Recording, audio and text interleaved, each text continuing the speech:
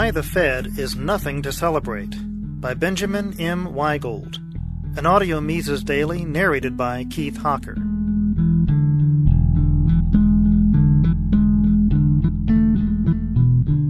The Federal Reserve System turned 100 years old last December, and Fed supporters have been celebrating ever since.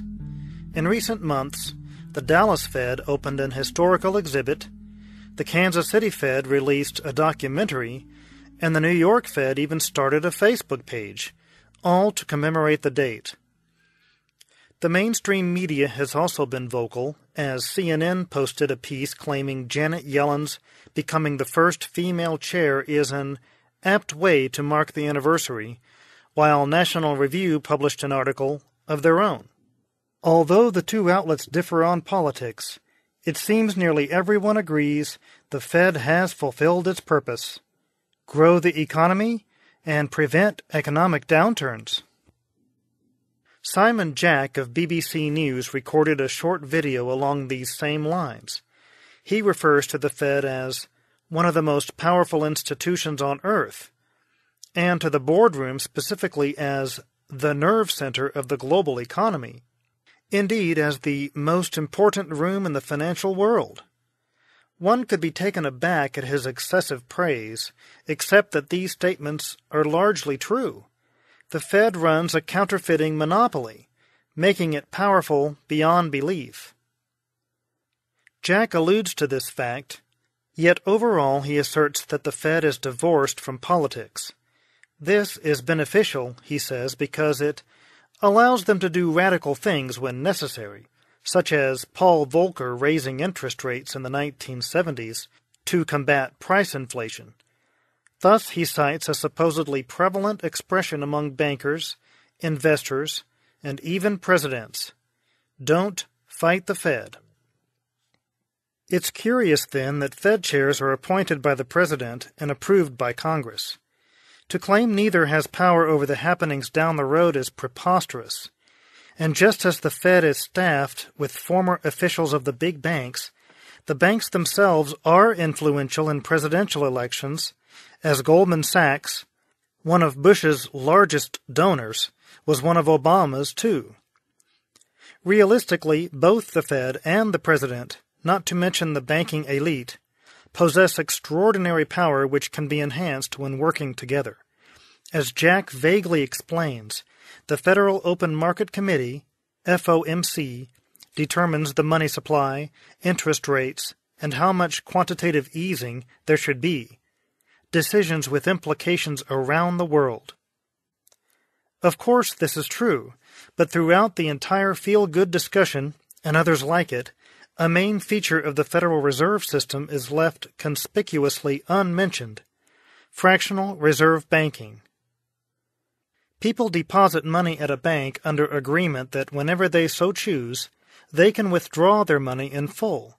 For the bank to be able to fulfill this obligation, it must keep as reserves the total balance deposited by its customers.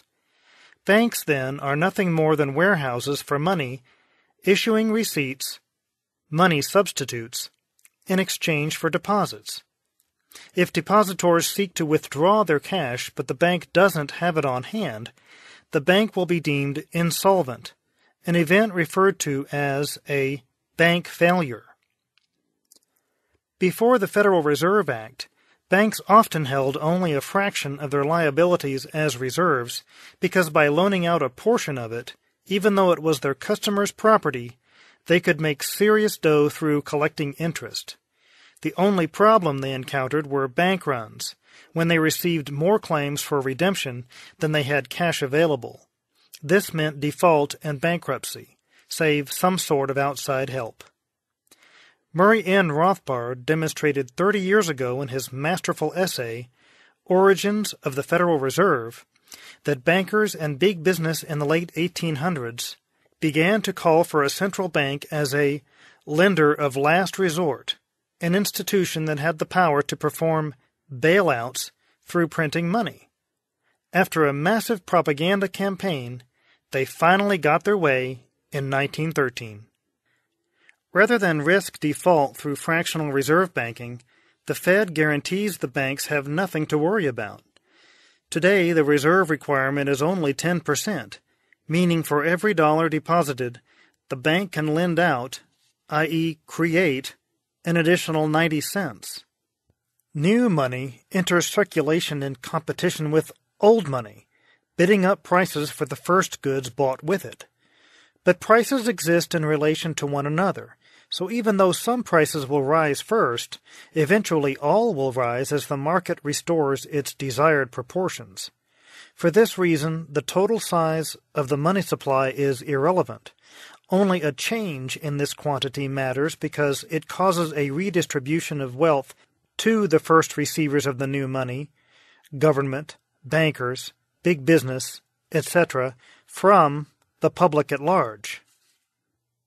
Before the Fed, banks got away with this wholesale rip-off only insofar as the public placed confidence in their solvency. The last century has been distinct, with the banks filling their own pockets practically without end. Since 1913, the dollar has lost over 95% of its exchange value.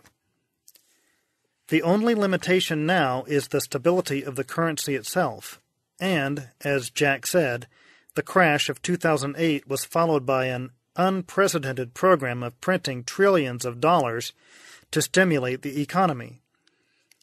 If it weren't for legal tender laws, requiring official debts as well as taxes to be paid in national currencies, and for inflationary central banks around the world, the U.S. dollar would have already collapsed because investors would have switched to sounder money. So much for the Fed as guardian of the U.S. dollar. Until holders of U.S. dollars understand that they are being robbed by the very people who claim to be protecting their money, more of the same will follow. And until then, the intellectual army of economists employed by the Fed and the big banks will be eager to keep the lies going and the people in the dark. Contrary to the popular notion that the Federal Reserve has the public welfare in mind, the sober observer would have to conclude that the Fed is all about special privileges for the few at the expense of the many. The last thing to be seen is who can blow out more birthday candles in one breath. Former Fed Chairman Ben Bernanke or the newly appointed Janet Yellen. The Mises Institute hopes you have enjoyed this audio Mises Daily. For a world of free market literature, media, and discussion, visit Mises.org.